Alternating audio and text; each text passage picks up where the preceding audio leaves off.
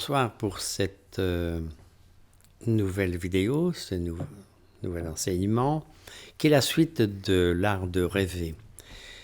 Je voudrais ici particulièrement mettre l'accent sur l'énergétique et sur le parcours du héros, disons le parcours de l'homme qui s'est engagé sur une voie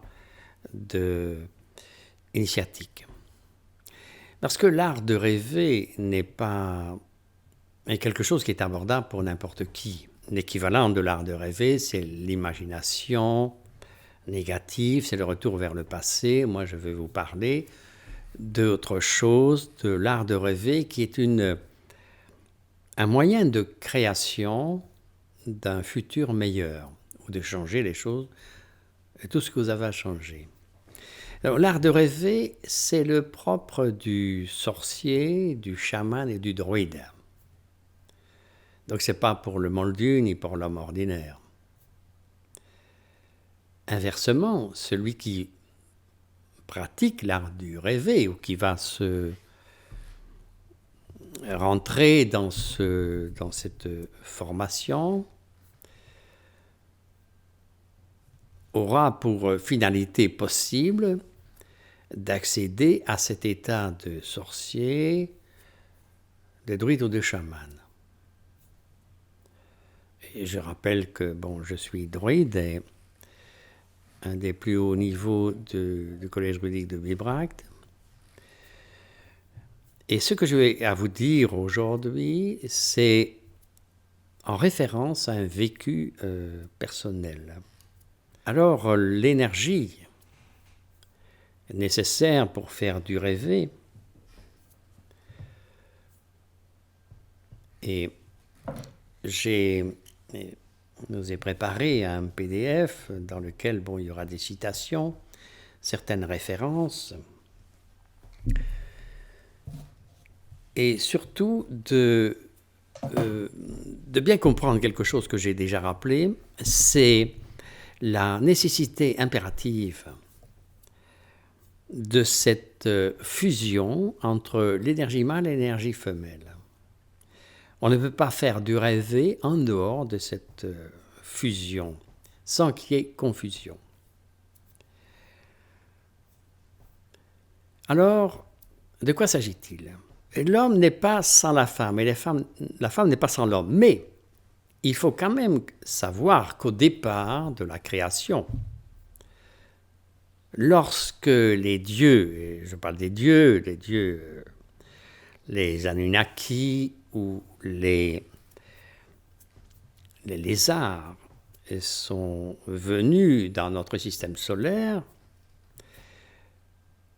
ils ont utilisé la femme, comme moyen de création de ce qu'ils avaient besoin comme ouvriers, etc., pour les servir à leur utilisation.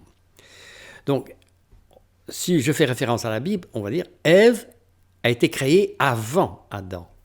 Adam est venu bien plus tard, pour la simple raison que les prédateurs ne tenaient pas à ce que la femme et le mâle et la femelle autochtones, je vais dire, humanoïdes, bien qu'ils en avaient apporté d'autres systèmes solaires, ne puissent pas se reproduire entre eux. Donc, ils avaient réservé la femme comme un moyen de génération et aussi comme les enfants, les ovules, etc., comme élément de pratiquer des modifications génétiques. Et les hommes actuels, nous sommes tous quasiment des organismes génétiquement modifiés. Donc je veux dire par là que l'énergie féminine de la femme est extrêmement importante, elle est essentielle. Dans l'art du rêver ou dans tout ce que vous pourriez faire dans cette réalité. Alors, comment ça fonctionne dans les couples, dans la relation entre mâle et femelle, l'homme et la femme.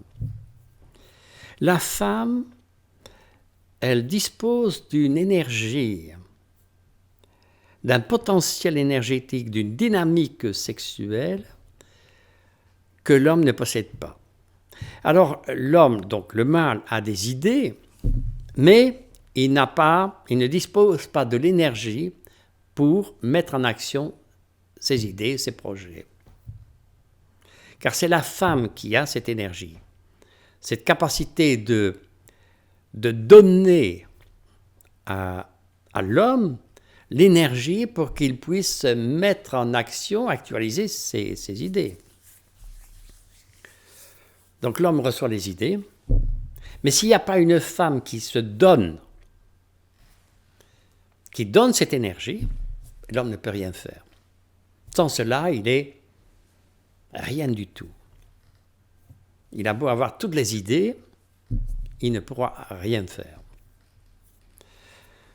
Alors encore faut-il de recevoir, de s'abandonner à cette énergie de création, parce qu'on peut voir que de toute manière, c'est la femme qui est créatrice, celle qui met au monde, qui actualise, qui est dans cette fonction de matérialisation des idées de l'homme. Alors, du côté de la femme, de faire ce don d'énergie, de donner, de se donner. De se donner. Il ne s'agit donc pas de se faire prendre. Et si la femme ne se donne pas, l'homme qui a des idées, il a besoin d'énergie, et qu'est-ce qu'il va il va prendre, il va voler, il va violer. Alors putain de merde, c'est pas compliqué, vous, pour les femmes, de vous abandonner, de donner l'énergie. Bah, pas à n'importe qui. Bon, ce que je parle ici, je parle de l'art de rêver, je ne parle pas pour les moldus. Je parle pour ce nombre infime de l'humanité, des hommes et des femmes, des hommes qui ont des idées, qui ont des projets, qui sont donc connectés à la source du Dieu déesse, mais qui n'ont pas d'énergie. Pour le reste, je ne parle pas de ce qu'il y a. Voilà, donc de la femme de se donner. Se donner. Il ne s'agit donc pas pour l'homme de prendre ou d'aller chercher, etc., mais de s'abandonner à ce don d'énergie. Donc j'ai des idées, je ne vais pas aller voler l'énergie ou l'argent ou les choses, etc., qui va me permettre de réaliser mon projet. Je vais recevoir, être dans cet abandon et de recevoir. Et donc l'importance du couple énergétique, de cette dynamique, et qui est une réalité, parce que des personnes qui sont des créateurs, dans tous les domaines, que ce soit dans l'art ou dans les finances ou autre chose, fonctionnent toujours dans cette relation mâle-femelle. Et ça n'existe pas autrement. Maintenant, et quand je dis relation donc énergie féminine et masculine, il est possible, parce que ça je l'ai rencontré aussi, que une femme puisse avoir les idées, parce qu'elle a son énergétique qui est plus mâle que femelle, elle va donc fonctionner avec un homme qui a plus de féminin, d'énergie féminine, que masculine. Tout ça, c'est possible. Et même au niveau de l'homosexualité, je n'ai pas de vision particulière pour ça, c'est la même chose, puisque nous possédons tous en nous ces deux énergies.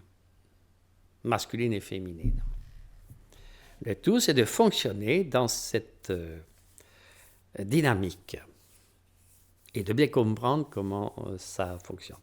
Alors bien sûr, maintenant, les femmes sont à côté de la plaque parce que elles ne se donnent pas, très rare.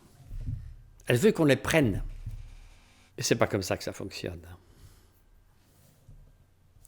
Et donc, dans les couples dans lesquels la femme ne se donne pas d'elle-même, donc je parle des couples qui ont un projet, parce qu'évidemment, si dans un couple, la femme est dans ce don, dans cette énergie féminine, et qu'elle vit avec un partenaire que lui, il n'a pas d'idée, bon, on le fout dehors, hein, c'est pas compliqué.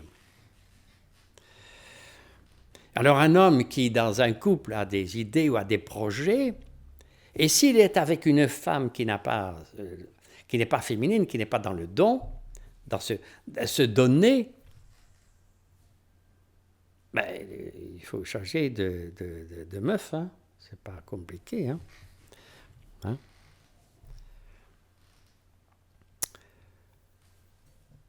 Sans quoi rien n'est possible.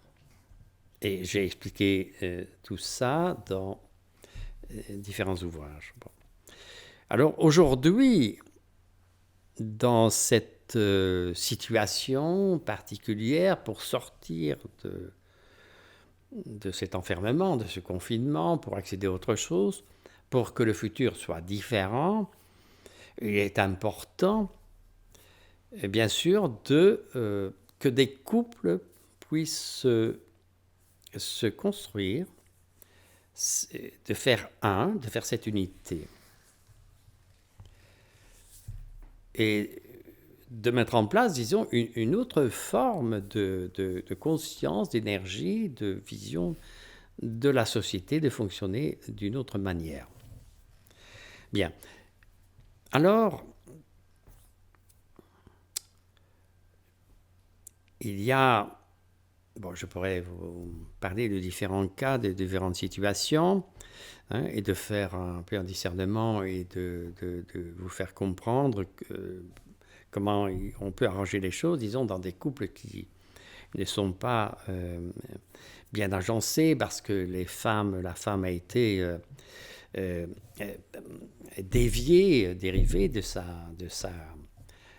cette capacité, de ce pouvoir extrêmement important d'énergie, de ce que l'homme ne possède pas. Et que l'homme, il n'a plus les idées parce qu'on lui dit ce qu'il faut penser, etc. Donc, il y a beaucoup de choses à remettre en place. Et dans tout ce travail, disons, de réajustement et de reprise de conscience, ça fait partie de ce jeu de rôle du Mind Virtual Game, de telle manière qu'on puisse retrouver dans le jeu, de retrouver son essence, qui on est vraiment. Après puisqu'on va rentrer dans un monde virtuel, on peut être tout autre chose. Parce que dernièrement, il y avait une élève, une patiente qui dit je ne sais pas, j'ai pas de futur, je peux pas me projeter, je ne sais pas. Oui, cette femme-là, évidemment, doit rechercher l'homme qui a des idées. Parce que si je suis une femme que je n'ai pas les idées, c'est normal. J'ai l'énergie, j'ai ce pouvoir, j'ai ce dynamisme sexuel. Et si j'ai les idées, donc je vais me mettre avec un homme qui est plus féminin et qui a le dynamisme sexuel. Alors dans cette dynamique sexuelle, évidemment, on comprend comment ça fonctionne. Hein? Donc le côté féminin va se donner et le côté masculin va être passif, recevoir, s'abandonner. Alors dans ce couple qui est en formation de réalisation d'un couple polaire, ce qu'on appelle un couple polaire, c'est-à-dire de la réunion des flammes jumelles, comme on pourrait dire, de l'âme sœur, etc. dans le cadre du rêvé. Hein, parce que si on réalise ça, c'est pour faire du rêvé. Et le rêvé, c'est quoi? C'est d'accéder, c'est de créer une autre réalité. Hein, c'est pas juste avoir des... Hein, c'est de créer une autre réalité. Donc, dans ce cadre du rêvé ensemble, alors on vient au rêver ensemble, qui est un rêvé sexuel parce que la femme, donc l'énergie féminine, elle va se donner. Et elle va prendre se donner, puisque l'homme, son partenaire masculin, il va être passif.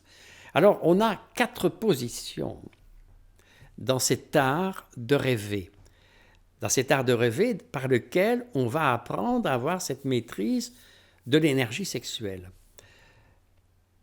Ces 4 positions, la première, c'est la position terre, dans laquelle l'homme est passif, et je vous décrirai exactement comment ça se passe, et la femme a une position bien particulière active. C'est la première phase. Il y a une seconde position qu'on appelle la position eau, dans laquelle la femme est active parce qu'elle va donner la direction, et l'homme va être passif, il va être comme une barque immobile, et la femme est sur lui. Vous connaissez cette position très appréciée des machos d'ailleurs. Enfin, je ne pense pas. Et donc, c'est la femme qui est active, c'est elle qui va avoir, qui guide. Et l'homme, il ne bouge pas. Donc là, on retrouve ce rééquilibrage de l'énergie entre féminin et masculin. Ensuite, il y a la position feu, qui est une position intermédiaire dans laquelle la femme va donner, mais avoir la maîtrise. Elle ne va pas tout donner.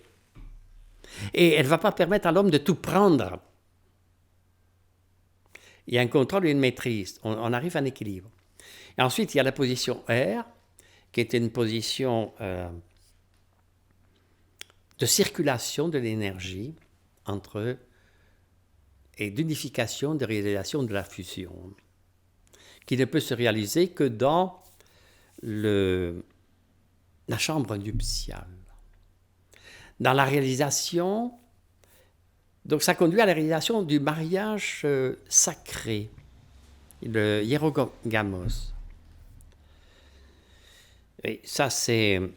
Bon, dans tout ça, je vous parle par expérience dans tout ce que j'ai vécu, disons, avec les différentes femmes. Et donc, je veux vous informer de ça, vous donner des éléments pour que vous puissiez comprendre et ne pas vous faire piéger inutilement.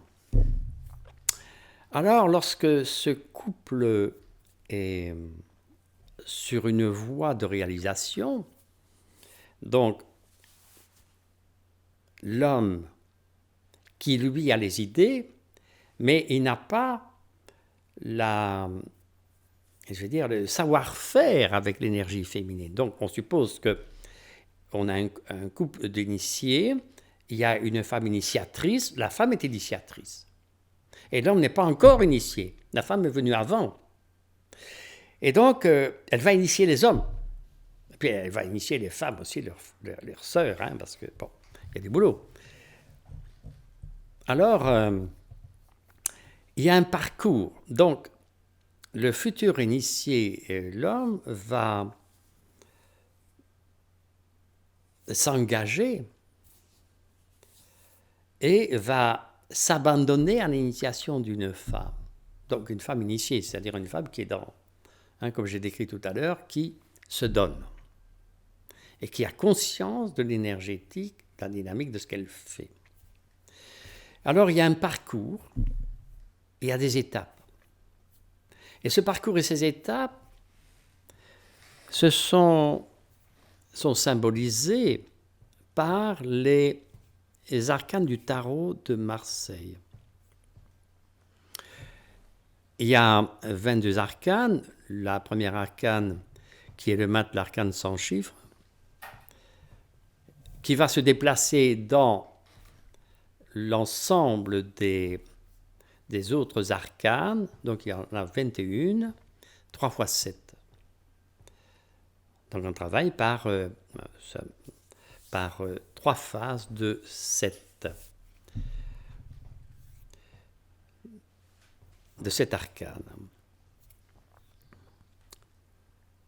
C'est le parcours, le chemin initiatique du héros, du futur héros. Et l'élément important tout au long de ce parcours, c'est la femme, qu'on retrouve dans l'arcane 2, dans l'arcane 3, dans la 6 et dans bien d'autres arcanes. Elle est toujours présente. C'est elle qui guide, qui va contrôler toute la situation. Comme cela se faisait dans les initiations, donc dont l'objectif est la révélation et l'illumination, la révélation des petits mystères. Bon, je dois quand même avertir les gamins, de ceux qui veulent s'engager, donc ceux qui veulent faire du réveil, qui ont compris, qui sont plus des moldus, ou qui veulent sortir et accéder à autre chose. Il y a un temps pour accéder à ça, et le maximum, l'âge maximum dans lequel on peut encore penser à avoir cette illumination, cette révélation des petits mystères, c'est 42 ans, 42-43 ans. Donc je vous avertis, vous qui m'écoutez, les hommes, si vous avez plus de 42 ans, coupez, c'est terminé, je n'ai plus rien à vous dire, et ça c'est radical, il n'y a pas de retour possible. Parce que la fusion entre l'ego et l'être essentiel, il y aura tellement qu'il n'est plus possible de faire quoi que ce soit. Donc c'est foutu. Donc je m'adresse à ceux qui ont en dessous de 42 ans. Voilà. Donc ce premier parcours des 7 premières arcanes, dont l'arcane 1 qui est le battleur, ça correspond à cette phase d'introspection, de l'art du traqueur dont parle Castaneda. Et donc le nouvel initié aura fait un travail sur lui-même, de récapitulation, etc. Et il va déposer sur sa table, comme il est, vous connaissez sans doute les arcanes de Marseille, va déposer les noyaux abstraits après récapitulation de sa vie. Avec quoi il va partir. En fait, c'est le mat qui avait déjà ça dans son sac, là. Et là, donc, il étale ça sur la table, et cette table, elle n'a que 3 pieds, elle est bancale. Alors, donc, il y a une évolution, et il y aura l'arcane 2, la papesse, qui va donc un peu être ici comme peut-être le 4e pied de la table. C'est-à-dire que là, et la papesse le regarde, mais elle couvre aussi, donc c'est la femme qui va, tu vois, suivre, qui va initier les premiers pas du futur apprenti, du futur sorcier, druide ou chaman. Ensuite, il y a l'arcane 3, dans lequel il y a aussi une femme, la femme créatrice. Là, c'est la femme déjà beaucoup plus mûre, qui a une connexion avec son énergie sexuelle et l'énergie du ciel. Donc l'apprenti va accéder à une certaine matérialité, et c'est les phases de la vie, disons aussi, de tout futur chaman, druide ou sorcier, au cours de la vie, de faire le bilan, de faire de facultés, capacités, de rencontrer la femme,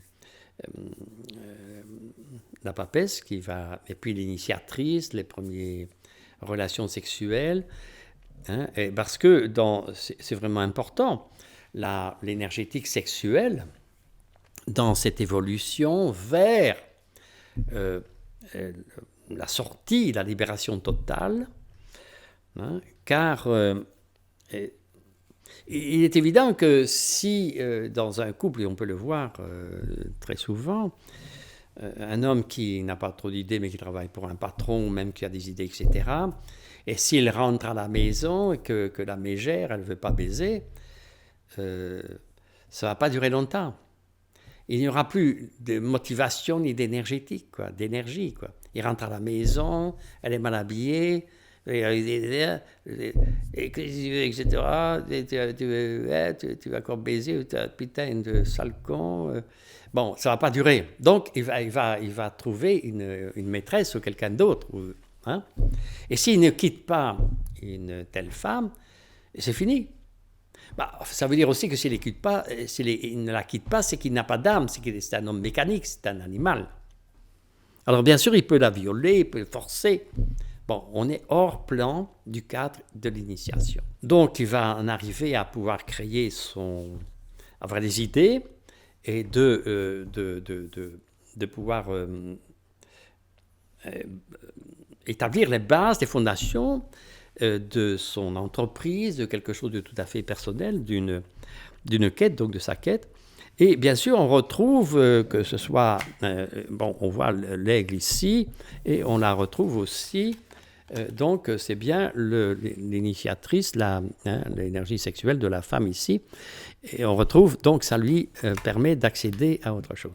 Bon, je donnerai des explications plus en direct pour ceux qui veulent avoir davantage. Ensuite, on a le pape, et qui là, cet initié, va commencer à transmettre, à enseigner. Et puis, il va arriver à l'arcane 6, où il y aura un choix important à faire entre la vie, disons, ordinaire, ou de poursuivre vers sa quête. C'est-à-dire, c'est le moment il aura rencontré plusieurs femmes dans lesquelles elles auront essayé de le dévier, donc des femmes sorcières, de sa vocation, et le choix de poursuivre sa vocation ou de se remettre son esprit entre les mains d'une femme sorcière. Bon, j'ai fait ça, je suis passé par là, je ne vous le conseille pas. Bon, c'est quasiment la mort assurée. Hein, bon. Ben, il faut passer par là pour pouvoir vous dire des choses. Ensuite, s'il passe cette épreuve, et c'est l'épreuve des premiers chagrins d'amour, etc., des traîtrises de ces femmes sorcières, etc., etc. Et évidemment, la femme vers qui il devrait aller, elle n'est pas trop initiée non plus, parce qu'il faut se dire que ce parcours initiatique se fait en parallèle. Si l'apprenti rentre sur cette voie initiatique, sa parèdre, c'est-à-dire sa partie spirituelle complémentaire, énergétique, poursuit aussi un chemin parallèle. Et ils pourront se retrouver en fin du processus, si tout va bien. Alors, lorsqu'il a fait un choix, il va prendre une direction, donc le chariot, et là, on voit très bien que, bon, il prend une direction, il se prend il avait vaincu les premières difficultés de la vie, de la sexualité, etc., de dépasser ses chagrins d'amour, et il va se considérer comme ayant déjà, donc il va prendre une direction, hein, mais on voit qu'il est à gauche ou à droite, il va tout droit, mais lui-même est au niveau énergétique coupé au niveau de la ceinture. C'est-à-dire que l'énergie sexuelle, là, il l'a dans la tête, ou dans les épaules, mais elle ne monte pas, donc la suite va être très intéressante au niveau de l'arcane donc 8, dont je vous parlerai dans le futur. On va d'abord voir cette première série de cette phase. Et je vous renvoie donc au PDF que j'ai écrit avec plus de détails concernant ce chemin initiatique et concernant aussi ce dont j'ai parlé au début, l'énergétique sexuelle, l'art de rêver ensemble et le rêver sexuel. Il y a des choses que je ne peux pas dire ici, bien sûr, que d'abord, je ne sais pas, si vous avez au-delà de 42 ans, ça vous-même, je ne vous dirai rien, et jamais, ça c'est absolument certain. Pour les autres, il faut savoir que l'oiseau de la liberté, comme dit Carlos Castaneda, il vient, il attend un peu, mais bon, 42, 43 ans, il s'en va, il ne reviendra pas. Voilà. Donc, je vous remercie de votre attention et je vous invite à prendre connaissance de tout ça, de me poser les questions, de mettre vos commentaires dans ce qui est réservé à cet effet. À la suite, dans ce PDF, j'ai mis un exercice, j'ai mis certaines pratiques, certaines choses plus précises, à vous de pratiquer ou pas. Donc je rappelle de bien comprendre cette dynamique de l'énergétique sexuelle, comment ça fonctionne, la femme qui donne, de l'homme qui s'abandonne et qui reçoit, bien que, puisque nous possédons chacun ces deux énergies, donc ça peut fonctionner dans tous les sens. Voilà, et de méditer sur ça, parce que dans l'utilisation des arcanes du tarot, donc je vous donne une pratique, un exercice, comment intégrer l'énergétique de tous ces arcanes. Les arcanes du tarot, ce n'est pas pour faire de la voyance, hein, c'est pour intégrer l'énergie, pour l'avoir en vous, et c'est l'énergie qui va vous permettre d'avancer, qui va vous permettre de vous reconnaître où vous en êtes dans votre avancée sur le chemin initiatique.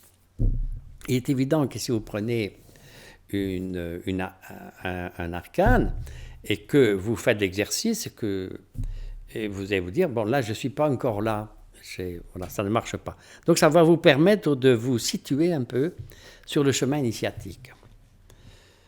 Il est fort possible que le premier arcane, ça ne marche pas parce que vous êtes complètement à côté de la plaque. Voilà. Je vous remercie de votre écoute et n'hésitez pas, si vous voulez, de me contacter, parce que je vous donne tout ça un peu comme une parenthèse dans toutes ces informations qui nous submergent au niveau de ce virus qui j'avais des informations, en fait, c'était peut-être le virtus, hein, la vertu à mettre en place, à accéder à certaines vertus. Voilà, je vous remercie et à très bientôt.